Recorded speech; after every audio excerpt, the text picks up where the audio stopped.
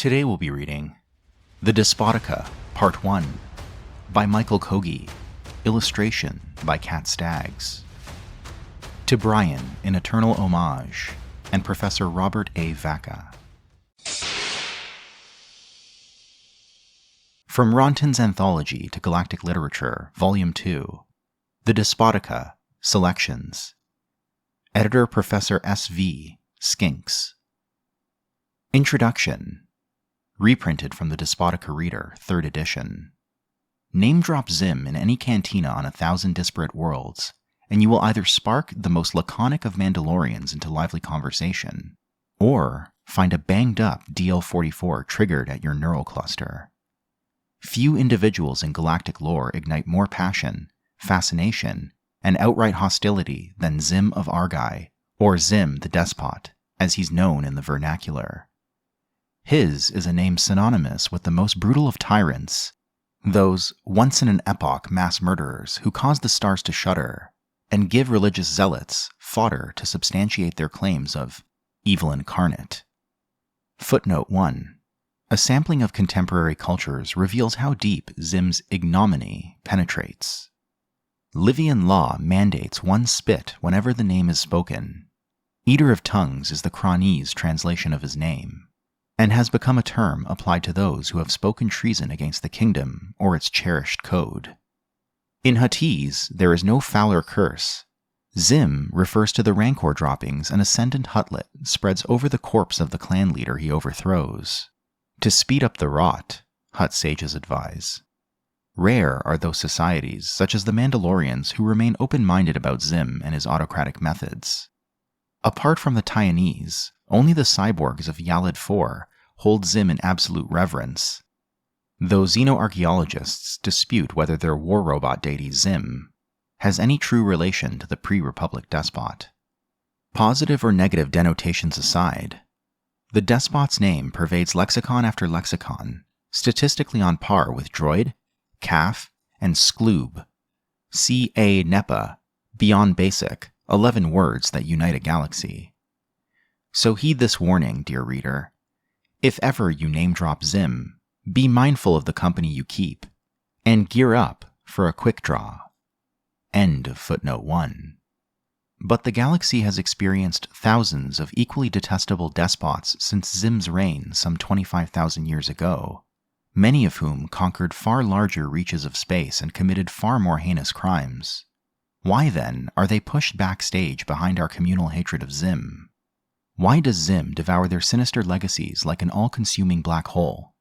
Why has the terror of Xim's name spread beyond all others to systems he never enslaved and species he never spaced?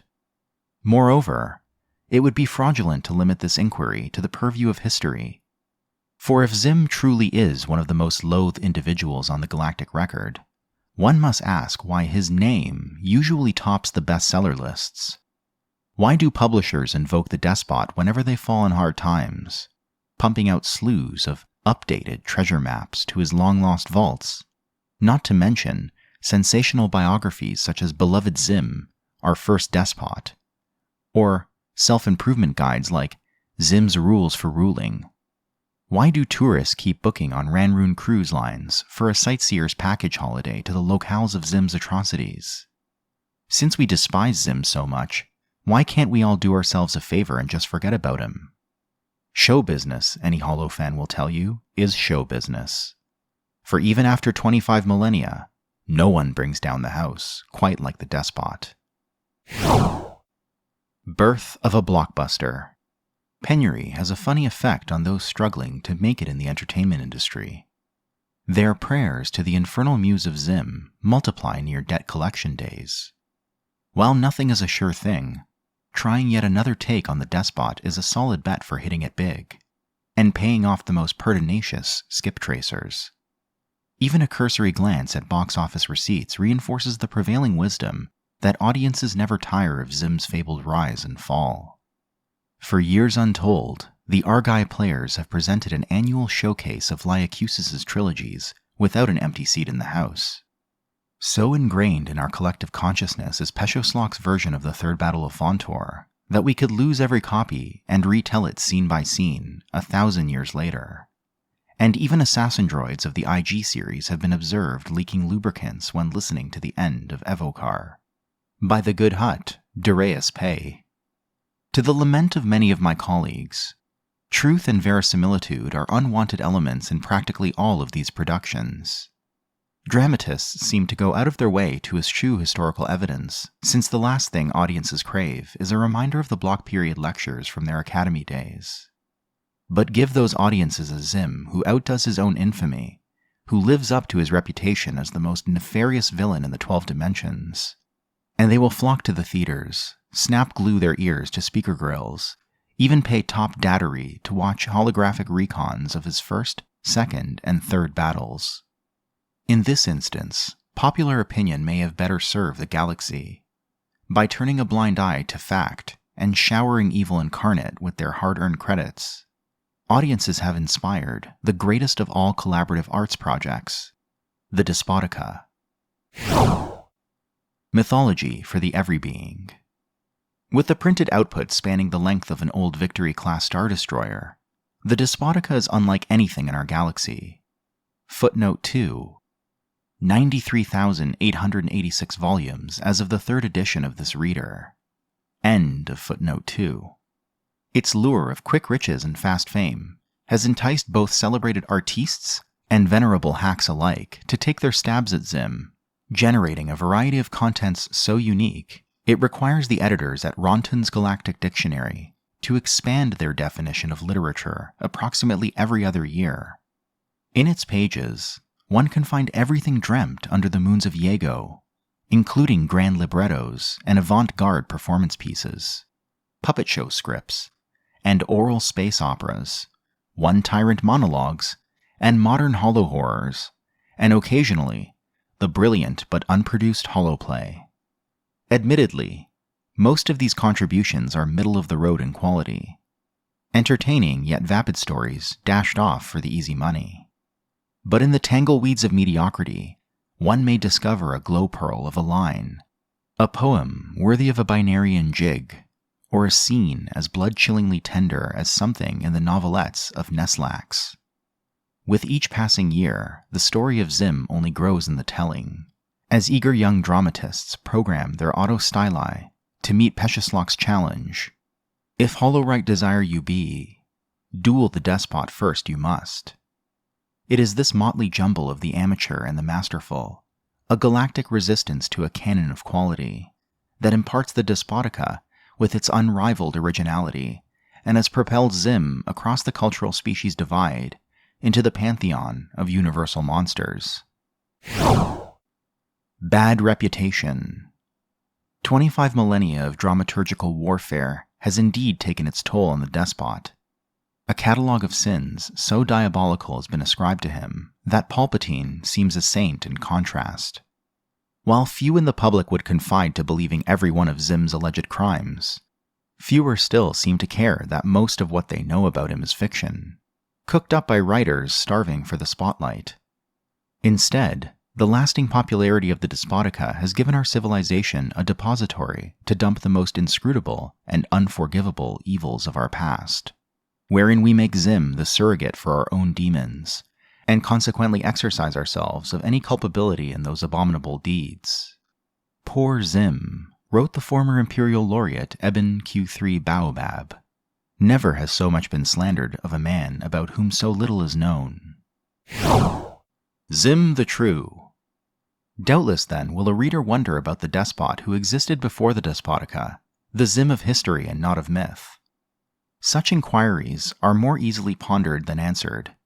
To this day, Xim's origins remain cloaked in mystery and controversy, further muddled by the countless biographies, documentaries, and HoloNews investigative reports that purport to reveal, at long last, the true and full story of Xim the Despot.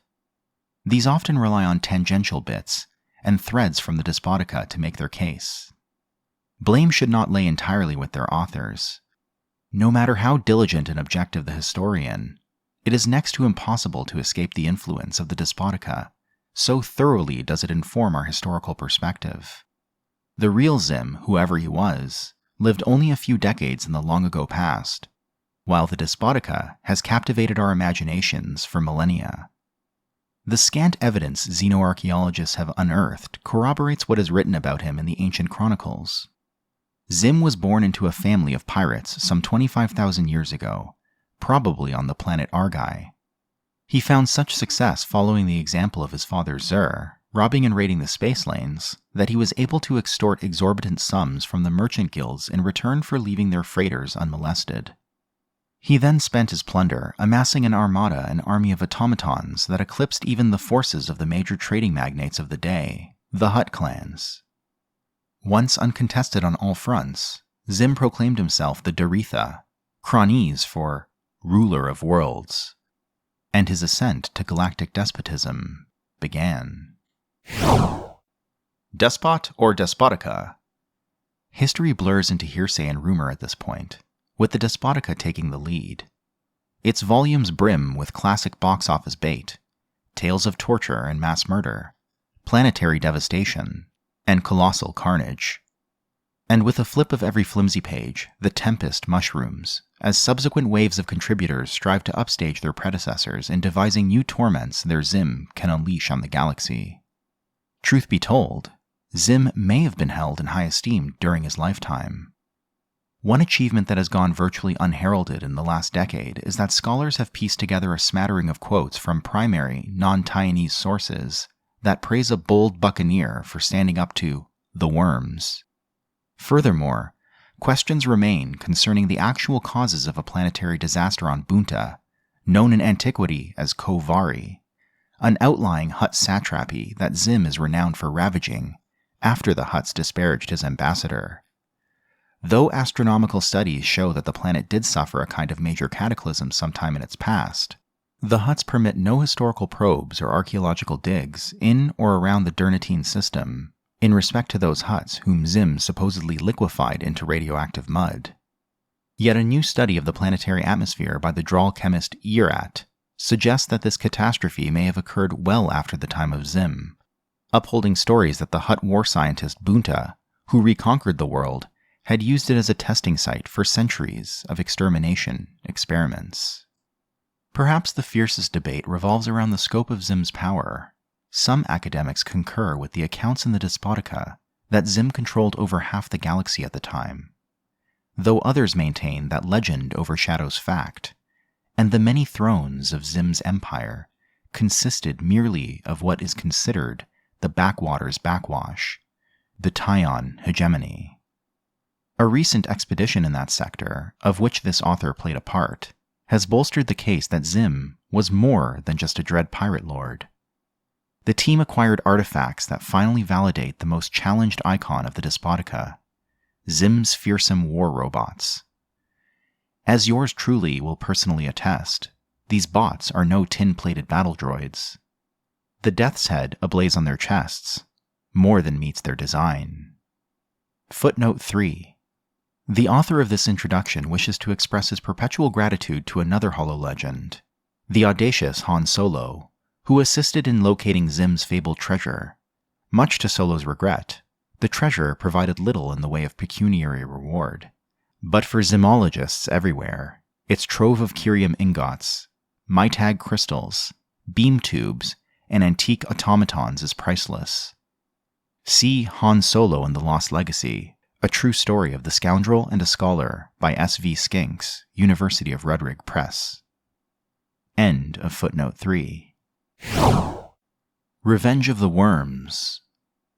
Given the stark contrast between the primary sources in the Despotica, the late Sal Ranson of the Obrowan Institute has suggested that perhaps Xim was not the malicious tyrant of legend, but rather the victim of vindictive Hutt propaganda. Ranson argues that the Hutts were incensed by Xim's forays into their territories.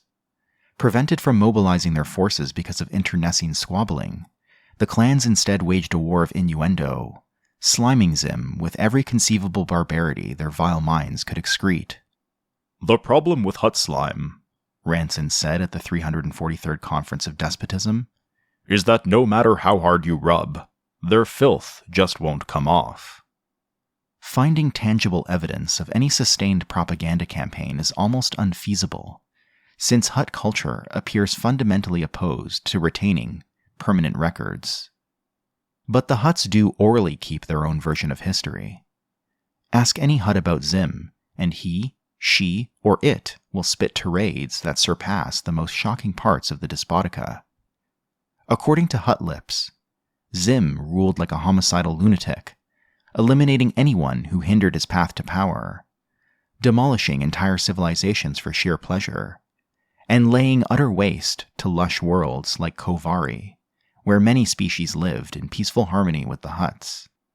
Sensational atrocities aside, whatever Xim did eons ago rankled the Huts so profoundly that they postponed their frivolous feuds and squirmed together under a single banner.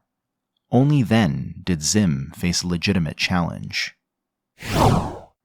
Hero of Huts.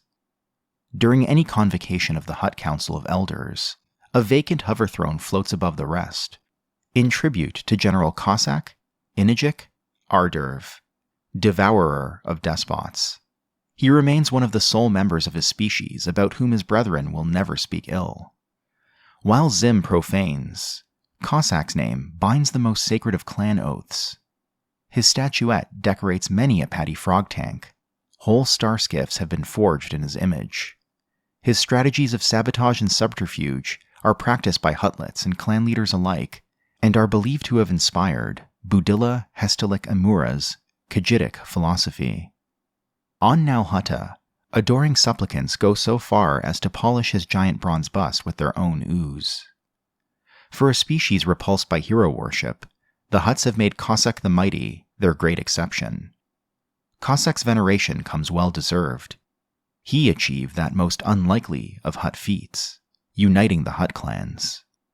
He did so by renouncing the usual bossman retinue, traveling by means of his own tail, and guaranteeing each clan leader that he would expand their base of power if they pledged their complete support to defeat Xim the Despot. Salivating at the prospect of profit, the largest clans agreed, while the smaller ones joined soon after so as not to be left out. Wise investments.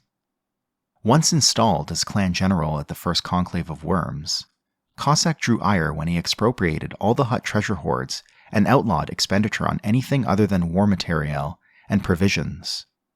But when it was clear that Cossack stuck to his word, perhaps a singular occurrence in Hut history, and did not purchase luxury entitlements for himself, the tenuous peace between the clans held. Further apprehension ceased when, after an initial depletion of funds to step up naval construction, the treasury grew threefold from booty snatched during the war, and the general promised to pay back the loans using this surplus as interest. Cossack's primary strategy in his epic war against Xim was to turn the pirates' tactics against him. The Hut general hired thousands of weakway mercenaries to pillage the shipping lanes and shake down any commercial enterprise not in league with the Huts. Xim was forced to spread out his navy among the very merchants he once had terrorized, which thinned major convoys and made for easy targets.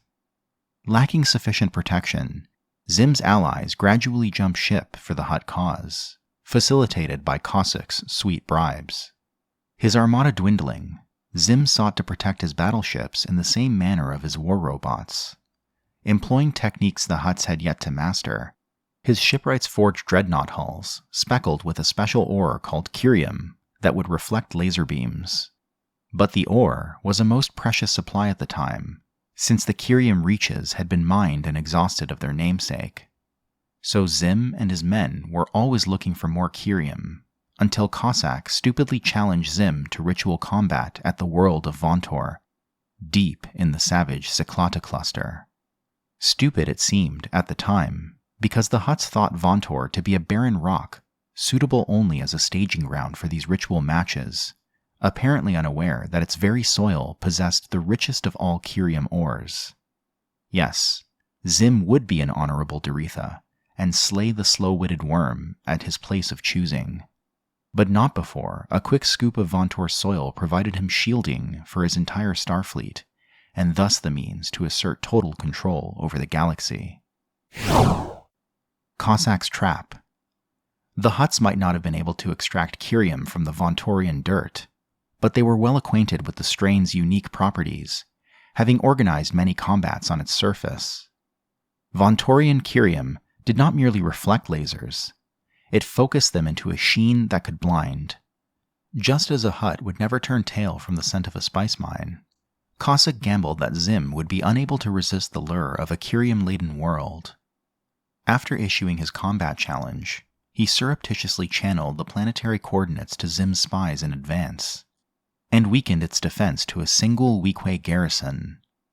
If he could trick Xim into bringing his fleet to orbit the world, he could hijack the primitive beacon network surrounding it, cut off escape routes, and destroy the Despot for good, even with a much smaller force. 1. Arriving weeks before Kogge, Xim crushed the weak-way garrison without losing a single soldier. Emboldened, he summoned the rest of his armada to vantour. He then dispatched scouts to make forays on worlds close by, while his automatons mined the Kyrium ore and fastened plates onto every hull he had. It was only when he ordered the fleet to combat readiness did he realize his blunder. The living pilots under his command had difficulty keeping formations due to the intense reflective sheen of this strain of Kyrium, and even rigorous training did not do much to overcome the limitations of the organic eye. Kogge arrived at the appointed time to find Xim's engineers in a panic, trying to strip off the Kyrium plates from the ships. So Kogge threw every Terratacruiser and Batil fighter he could muster against the Despot's navy, instructing them to forego basic targeting and just light up the stars. Xim's pilots, flying blind in this laser show, did the rest of the damage themselves. In one Vantaurian afternoon, Xim lost most of his armada, including his flagship, the Ibon Scimitar, primarily from friendly fire. 2. Xim fled with whatever his engineers salvaged, swearing never to put his faith in living beings again. He rounded up the remaining units of his fleet, and is rumored to have jettisoned most of his dead organic weight, replacing his crews with war robots. Then, according to the Hutts, he marauded worlds of the cluster to recoup resources for a vengeful strike on Vantour. And because he wanted Kogge to bear the brunt of the beating he would inflict, Xim dared the Hutt to a second ritual combat. Kogge was caught off guard at the request. Such a challenge was unprecedented in Hutt history. Never had an individual of another species openly invoked the Hutt rituals. Rematches themselves were rare, since the loser usually slithered away to suck on his own slime.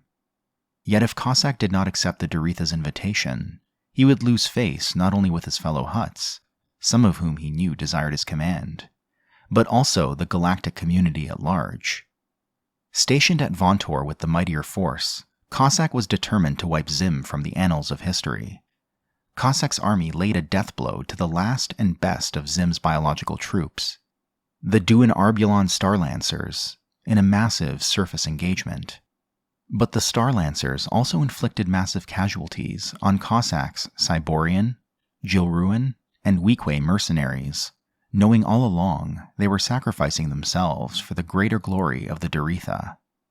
As the troops fought to the last against overwhelming odds, Xim's war robots mined the planet for Kyrium. Kogge had just declared victory when he noticed Xim's ships shooting from the poles, every one of them plated in Kyrium. The Hutt general employed the same tactics that won him the first battle, not anticipating the versatility of Xim's automatons. The mechanicals did not experience the side effect of blinding as organic entities, and had no trouble calculating the trajectory and turbolaser adjustments necessary for combat in space. The second battle ended when Xim blasted through Kogge's fleet, making off with a valuable haul of Vantaurian Kyrium. Final preparations. Back on Chandar, Xim ignored the advice of his counselors to secure his empire and allow the Hutts to retake the worlds on the periphery of theirs, such as Kovari. He feared that they soon would develop the technology to smelt Kyrium into a usable armor, and thus exploit Vantour. Consequently, he believed he had no choice but to sink every last coin of the Delalt vaults into Kyrium armor and war robot construction, so as to stamp out these gastropodic vermin once and for all. Kogge also needed to rebuild his army after suffering severe losses in the battle with the Starlancers, Seeking a new species to enlist in the cause against the despot, he sent his 3 most trusted emissaries to the worlds Xim had sacked in the Cyclada cluster. His first spawn, Dojundo, went to Vodran, where its primitives were rebuilding their thatched huts after rains of Xim's fire. Axkata, the general's crafty financial planner, wandered the Darelkus desert of Clatuine to rally the children of the Fountain who had survived Xim's war robot assault. Cossack's entrepreneurial aunt, Churaba, approached Kinton differently. She reduced the stronghold of the Mdweshu cult into a pile of rubble, which freed the Nikto people from their oppressive theocrats. In awe of these demigods who descended from the heavens in fiery chariots, the natives of the Cyclada cluster vowed to fight the accursed Xim on the pledge that the huts would teach them the secrets of their star magic. Footnote 4. 25,000 years later, their service continues. End of footnote 4. 3. No invitation was needed for the third ritual combat. 5 years to the day of the first battle, Xim and Cossack came to a head one final time at vantour, in a conflagration the Clatuinian skald Pupaku deemed had no equal in ruin, death, or heroism. His oft-printed memorial to the Third Battle of Vantour logs its duration at more than 900 Vantourian spins, or about 2.5 standard years, and tallies its participants after multiple reinforcements to have comprised of almost a quarter of the species and automatons in the galaxy. On numbers alone, few battles in history rival that of the third. But Pupaku is not quoted for his skill in accounting. His elegies to his Nikto, Weequay, Vodran, and Clatuinian brothers-in-arms are among the most moving tributes to fallen soldiers ever composed. Facing a reputedly invincible army of curium-clad war robots, the warriors of the Cyclada cluster jacked themselves up on spice, and never buckled when death's head came for them.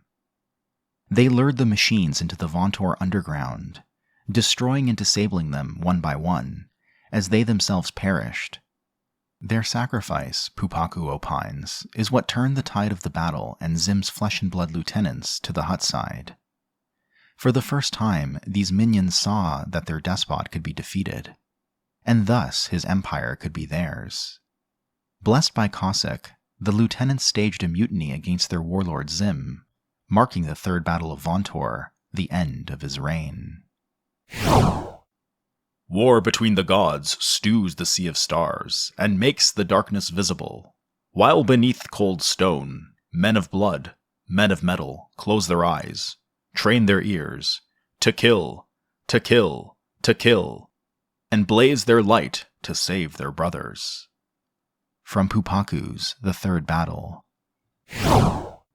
Post-Vantour.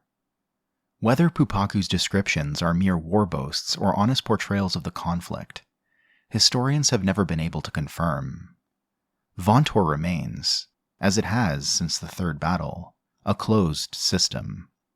The huts also restrict access to other potential skirmish sites in the Cyclada cluster, granting entry only to those scholars who defend their version of the war. Unless the huts are purposely concealing something, their reasoning is anyone's conjecture, as no one yet has cracked a hut mind. To complicate matters, the Council of Elders has declared that any artifact from the era must be turned over to the Elders, and those caught smuggling said contraband will have their fate meted out as an enemy of the species. Though the Kulapa clan has seemingly defied this rule when they ferried Xim's sole surviving floating fortress to Bunta for visitors, of the paying kind, its authenticity is much in doubt. Footnote 5. In his groundbreaking study, Iconography in the Age of Xim, Arhul Hextraphon states that while the floating fortress's design corresponds with the style of other expansionist-era architecture, the materials behind its construction appear to be of more recent, Nikto manufacture. Since the book's publication, the huts have issued a moratorium on all university personnel from touring Xim Station. End of footnote 5.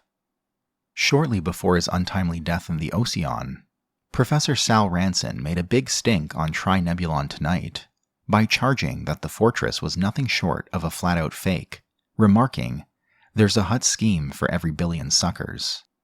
Most of my colleagues do not share Ranson's outspokenness against huts, and rather cling, as they have for millennia, to the false hope that one day the huts will open their space lanes so a more complete record of the Xim-Hut conflict can be constructed. But I will be as forthright as I can before my chroma wings sprout. If history has taught us anything at all, it's that huts never change. Those who want to learn the truth about Xim's war with the huts will have to do more than contrive telescopic surveys from afar or barrage the clans with permission requests greased by university endowments.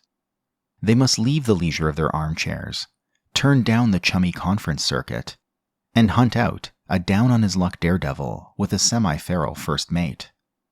Then, in the name of scholarship, they must hazard excursions into the most guarded sectors of hut space, where untold peril awaits. This will sound like courting a sure death to most, except for the brave few who cannot live without the truth. For my own humble researches have taught me that truth-seeking is not a career, it is a vocation, and to be its disciple, one must heed its call, the call to adventure. Death of the Despot. Just as Xim's life befuddles historical corroboration, so does his end, and the Despotica invites a galaxy of possibilities. Basil of Tyon and the Holorite of Holorites himself, Peshislok, both have Xim in their versions perishing after the third battle. Darius Pei, on the other hand, keeps Xim alive, shackled in the dungeons of Evokar, which did not fall under Hut control until 10,000 years after Xim's time. Then there are the sacred punch cards of the Yalid prophet Xim, who claims to have hooked up his organic counterpart to a mind probe and transferred all of the despot's memories into the prophet's own verbo-brain. Numerous are the other endings that pit the Doretha and the Devourer against each other in a duel to the death, freeze Xim to be a palace ornament on Varl, or have the despot descend into the bowels of the maw, vowing eternal revenge.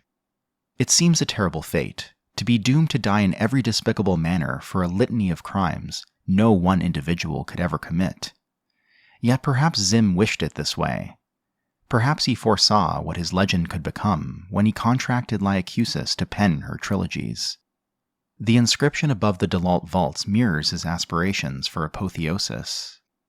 In eternal homage to Xim, whose fist shall enclose the stars, and whose name shall outlive time. Maybe Xim recognized that only in fiction could he achieve the immortality he so desired.